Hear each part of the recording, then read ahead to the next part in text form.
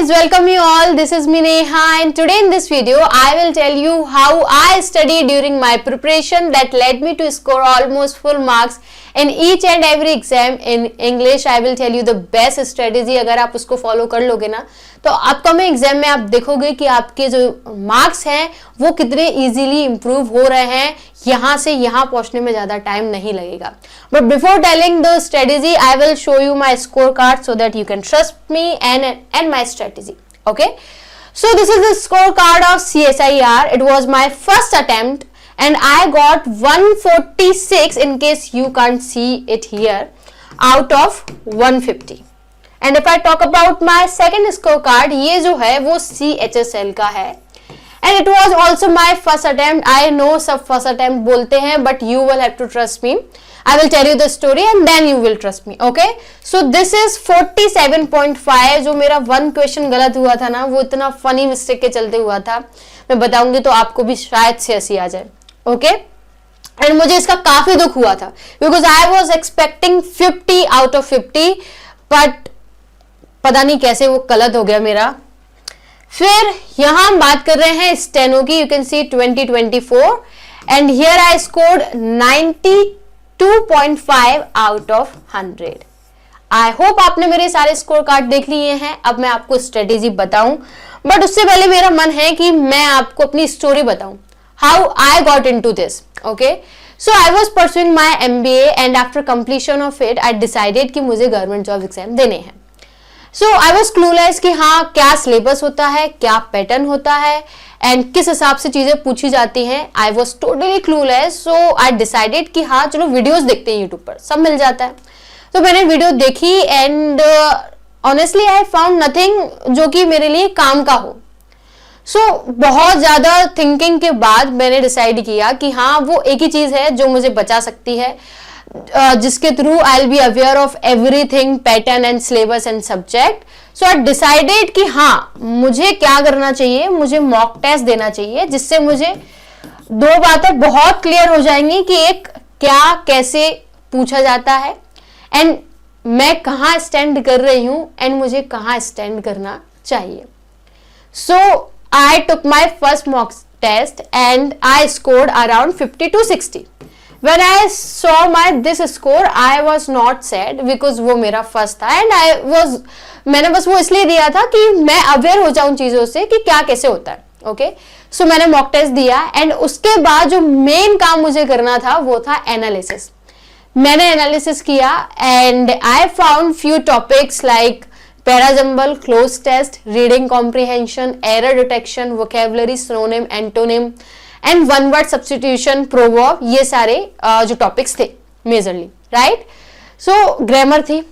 ये तो था कि हाँ विजिबली ये सारी चीजें क्लियर हैं but when I went into the depth मुझे एक बात बहुत क्लियरली समझ में आई कि ये दिख रहा है कि हाँ इतने सारे टॉपिक्स हैं बट अगर मैं बहुत अच्छे से चेक करूं तो मुझे समझ में आ रहा था कि यहाँ सबसे ज्यादा जो रोल है ना वो वोकैबुलरी का है. ओके, वो किस चीज का है? वो वोकैबुलरी का है. रीडिंग कॉम्प्रिहेंशन है, पैराजंबल है बट उनका मैं उन क्वेश्चंस को क्रैक तभी कर पा रही हूं जब मुझे मीनिंग समझ में आ रहा है कि एक्चुअली में लिखा क्या है, क्या पूछ रहे हैं, किस टॉपिक के बारे में मुझे अरेंजमेंट बिठाना है ना. क्योंकि जब तक आप उसको प्रोसेस नहीं कर पा रहे हो अपने माइंड में आपको नहीं समझ में आ रहा है. अगर मैं किसी भी आरसी को पढ़ रही हूं और अगर उसका मैं मीनिंग ड्रॉ कर पा रही हूं कुछ भी तो मेरे लिए इजी हो रहा है कि मैं उसका बहुत सही से आंसर दे पाऊं. पैराजंबल अरेंजमेंट मुझसे तभी बन रहा है जब मुझे समझ में आया कि इस स्टेटमेंट में क्या लिखा है, पी में क्या लिखा है, QRS. Only then I will be able to do everything. Okay, तो मुझे समझ में आ गया कि भैया ठीक है इतने सारे टॉपिक हैं बट मुझे अगर किसी चीज पे ध्यान देने की जरूरत है बहुत अच्छे से तो वो मेरा ये वाला पोर्शन है. आई एम नॉट सेइंग कि ग्रामर इंपॉर्टेंट नहीं है, ग्रामर इज इंपॉर्टेंट बट उससे भी ऊपर की कोई चीज है ना तो वो ये है. क्योंकि आप देखोगे कि एरर डिटेक्शन में भी अगर एरर डिटेक्शन में अगर आप उस सेंटेंस की टोन समझ पा रहे हो, पॉजिटिव है, नेगेटिव है, बहुत चीयरफुल है या फिर सैडनेस उस सेंटेंस में है तो उसके अकॉर्डिंग आपको इजी हो जाता है कि आपको कौन सा ऑप्शन ऑप्ट करना है. उससे आप गैस कर पाते हो. अभी गैस कब कर पाओगे? जब उसका आप मीनिंग निकाल पाओगे। मीनिंग कब निकाल पाओगे? जब आपका ये वाला पार्ट बहुत ज्यादा स्ट्रांग होगा, इस पे जो कमांड है वो इतनी टाइटली आपने होल्ड करके रखी होगी ना, only then you will be able to crack that question. Okay, तो अब देखो मैंने डिसाइड किया कि हाँ मेरा फोकस इस पर होगा, राइट? तो मैंने सोचा कि चलो मैं इंग्लिश को जितना भी टाइम दूं, 2 hours, 3 hours, 4 hours in a day, तो मैं उसको इस तरीके से स्प्लिट करूंगी। 60% टाइम मैं अपना दूंगी वोकेबलरी को एंड 40% टाइम मैं दूंगी अदर सब्जेक्ट को। ओके, जैसे अगर मैं 3 आवर्स पढ़ रही हूं तो मैंने गोल सेट किया कि 60% 2 आवर्स में पढ़ूंगी वोकेबलरी एंड 40% यानी कि 1 आवर में दूंगी अपना ग्रामर को, सो दैट मेरा कुछ भी नहीं छूटेगा, लेकिन ये बहुत अच्छे से कवर हो जाएगा। ये मैंने सोच लिया। अब बारी थी कि हाँ मुझे किस सोर्स को फॉलो करना है, तो उसके लिए भी YouTube जिंदाबाद। मैंने वीडियो देखी और बार बार मेरे रिकमेंडेशन में सिर्फ एक बुक आई, वो थी ब्लैक बुक। तो मैंने डिसाइड किया कि हाँ ये ही चाहती है मेरे पास, तो फिर इसको ले लेते हैं। तो मैं ब्लैक बुक लेकर आई। आपको जो अच्छा लगे आप उसको फॉलो कर सकते हो, किसी भी टीचर की, किसी भी ऑथर की, बट मेक श्योर आप बहुत कम सोर्सेस फॉलो करो, क्योंकि जब आप बहुत ज्यादा कर लेते हो ना, और 4 पेजेस इस वोकेबलरी इस बुक से किए, 4 पेजेस उससे, 4 पेजेस दूसरी बुक से, तो होगा क्या ना, जब एग्जाम्स आने वाले होंगे ना, तो रिवीजन करने में इतनी हालत खस्ता होगी ना कि आपको समझ में आ जाएगा कि सबसे बड़ा ब्लंडर जो आपने किया है वो बहुत सारे रिसोर्सेज को कलेक्ट करके और उसमें से पढ़कर किया है ना। Always follow 1 or 2 resources, that will be sufficient.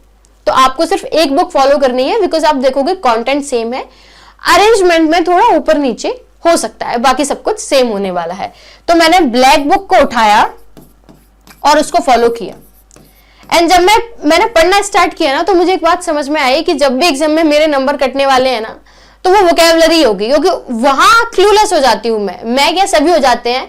जब आप दोगे, अगर आपने मॉक टेस्ट नहीं दिया है, तो आपको समझ में आएगा कि आप कहीं ना कहीं गैस वॉक अरेंज कर लोगे, ग्रामर है या कुछ भी है, बट यहाँ आके आप क्लूलेस हो जाओगे। मेरे CHSL में ना वो जो 1 क्वेश्चन है ना, वो वोकेबलरी में रॉन्ग हुआ था, पैरा जंबल में नहीं हुआ था। जो ट्रिक्स मैंने आपको प्रीवियस वीडियो में बताई थी, अगर आप उनको फॉलो कर लोगे ना, you will see the change, you will notice the change. Okay, and आप अपने एग्जाम में भी उस चीज को अगर ध्यान रखे पैरा जंबल सॉल्व करोगे तो आपसे हो जाएगा। तो एक मीनिंग थी लॉइटर। लॉइटर मतलब यहाँ वहां घूमना, लॉइटर अराउंड। ओके, मैंने उसको कंफ्यूज कर दिया लिटर से। लिटर मीन्स होता है कचरा फैलाना, क्योंकि मैंने कई बार होर्डिंग में देखा है डू नॉट लिटर, तो बार बार वही मेरे माइंड में स्टक कर रहा था। तो मैंने लॉइटर को लिटर से कंफ्यूज करके और उसको लगा दिया, ऑप्ट कर दिया, और वो मेरा गलत हो गया। तो वोकेबलरी में क्लू नहीं, वोकेबलरी में आपको कोई गैस नहीं चलता, आपको ध्यान देना होता है, आपको पढ़ना पड़ता है। आप ग्रामर में थोड़ा बहुत यहाँ वहां कर सकते हो, चल जाएगा, लेकिन इसमें नहीं चलेगा। तो मेरा आपको सजेशन होगा कि अगर अभी भी आपने 15 डेज है CHSL में, अगर आप फॉलो कर लेते हो इस रूल को, सबको पढ़ो, सबको, बट इस पर ज्यादा ध्यान दो, इसको ध्यान दो कि इससे ज्यादा प्यारी चीज अभी इंग्लिश में कुछ हो नहीं सकती, है ना। तो 60% इसको पढ़ो जितना ज्यादा हो सकता है, बिकॉज अगर आप देखो 1 वर्ड सब्स्टिट्यूशन है, ओके, तो अगर आपको ये पोर्शन कंप्लीट है मीनिंग वाला, तो आप OWS कर पाओगे, synonym, antonym, error detection, reading comprehension में तो डायरेक्टली क्वेश्चन पूछे भी जाते हैं, पूछे भी गए हैं, तो इट्स ऑब्वियस। एडुकेटिव पैटर्न देखोगे तो उसमें भी एक अच्छा वेटेज इसका चल रहा है, तो अगर आप करोगे तो समझ में आ जाएगा आपको। वोकेबलरी के लिए बुक जो मैंने प्रेफर की है वो मैंने आपको बताया, ब्लैक बुक, आप उससे भी पढ़ोगे तो अच्छा आपका काम बन जाएगा। तो अगर अपकमिंग एग्जाम्स के लिए आप ये वाली स्ट्रेटेजी फॉलो करते हो, तो डेफिनेटली आप मुझसे बाद में इस वीडियो के नीचे कमेंट करोगे कि ये स्ट्रेटेजी हेल्पफुल हुई, बिकॉज अब कुछ भी नया पढ़ने के लिए टाइम नहीं है। अगर कुछ पढ़ सकते हो तो फिर यही पढ़ सकते हो कि ये कम चीज में आपका ज्यादा काम कर देगा। अगर आप 20 आते हैं तो 40 आ जाएंगे डेफिनेटली। अगर आपको विश्वास नहीं है तो आप एक मॉक टेस्ट लगाइए, उसका एनालिसिस कीजिए, तब आपको समझ में आएगा that I was right. Okay, so I hope you like this strategy, and if you liked it, then hit the like button. Do subscribe our channel and wait for the next video. Thank you so much guys. Thank you.